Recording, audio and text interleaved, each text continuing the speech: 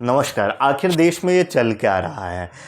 नारी शक्ति वंदन अधिनियम बिल जो 2023 में पास होकर कानून बन चुका और केंद्र सरकार ने कुछ दिन पहले ही अधिसूचना जारी करके ये बताया कि 16 अप्रैल 2026 से महिला आरक्षण कानून लागू हो चुका है।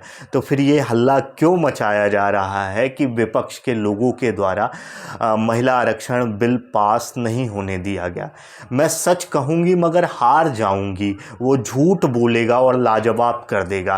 परवीन शाकिर साहिबा का यह शेर इस मौके पे बहुत सटीक बैठता है कि जिस तरह से गलत बयानी, गलत खबर फैलाई जा रही है कि विपक्ष के लोगों के द्वारा महिला आरक्षण बिल पास नहीं होने दिया गया। ये कानून बन चुका है तो बिल कैसे नहीं पास होने दिया गया, सवाल ये भी बनता है। इसको बड़े सीधे और आसान तरीके से समझते हैं कि जो 2023 में महिला आरक्षण कानून बना उसमें 33% रिजर्वेशन देने का प्रावधान रखा गया महिलाओं को लोकसभा और विधानसभा में, लेकिन कुछ शर्त रखी गई। वो शर्त ये थी कि जो महिलाओं को रिजर्वेशन देंगे वो नई जनसंख्या के आंकड़ों के आधार पे जो परिसीमन होगा, परिसीमन यानी विधानसभा और लोकसभा में जो चुनाव होता है उसका एक क्षेत्र तय किया जाता है, उस क्षेत्र का फिर से पुनर्गठन होगा, उसके हिसाब से जो सीटों की संख्या बढ़ेगी उस आधार पे दिया जाएगा। तब भी विपक्ष के लोगों के द्वारा ये मांग की जा रही थी क्यों ना 543 सीट जो इस समय लोकसभा में मौजूदा सीट हैं उस हिसाब से ही महिलाओं को आरक्षण दिया जाए। तब भी ये मांग सिरे से खारिज कर दी गई। लेकिन कुछ दिन पहले ये विशेष सत्र बुला के एक संशोधन बिल लाया जाता है परिसीमन के नाम पे, महिला आरक्षण के नाम पे, जिसमें ये लिखा जाता है कि 2011 के आंकड़ों के आधार पे परिसीमन होगा। ये सरासर गलत है। पुराने आंकड़े के आधार पे नया परिसीमन कैसे हो सकता है? तो ये बिल लोकसभा में पूरी तरह से गिर गया। लेकिन इसका सीधा सा संपर्क जो था वो महिलाओं के आरक्षण कानून से कोई लेना देना नहीं था। इसका सिर्फ और सिर्फ लेना देना था परिसीमन बिल से।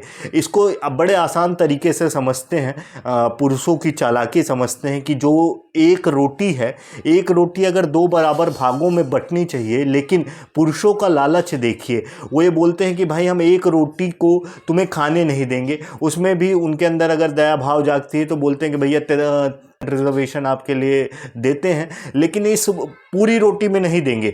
एक कुछ ज़्यादा रोटी बनाते हैं उसमें आपको 33% रिजर्वेशन देंगे, लेकिन हम पूरी रोटी ही खाएंगे। अगर मैं कहूँ कि इस महिला आरक्षण कानून से देश की महिलाओं का कोई लाभ नहीं होने वाला तो इस बात पे आप क्या कहेंगे? जी हाँ, चूँकि आप सभी को पता है कि भारत में एक चुनाव लड़ना कितना महंगा है और पॉलिटिकल पार्टियां भी उन्हीं लोगों को चुनाव देती हैं जिनकी संपत्तियां करोड़ों करोड़ों में हैं, जो करोड़ों करोड़ों रुपए खर्च करने के लिए तैयार रहते हैं, उन्हीं लोगों को टिकट देती हैं। तो जिस तरह की महिलाएं इस आरक्षण कानून के माध्यम से चुन के आने वाली हैं, या तो वो किसी नेता की पत्नी होंगी, या तो रिश्तेदार होंगी, या तो पूरी तरह से स्टैब्लिश्ड होंगी, तो उनसे आम महिलाओं की समस्याओं का कोई लेना देना होगा नहीं। वो आम महिलाओं की समस्याओं से वाकिफ़ भी नहीं होंगी, उन महिलाओं की समस्याओं से वाकिफ़ नहीं होंगी जो सुबह उठती हैं, अपना घर संभालती हैं, उसके बाद जाती हैं काम करती हैं, पैसे कमा के लाती हैं, फिर घर संभालती हैं।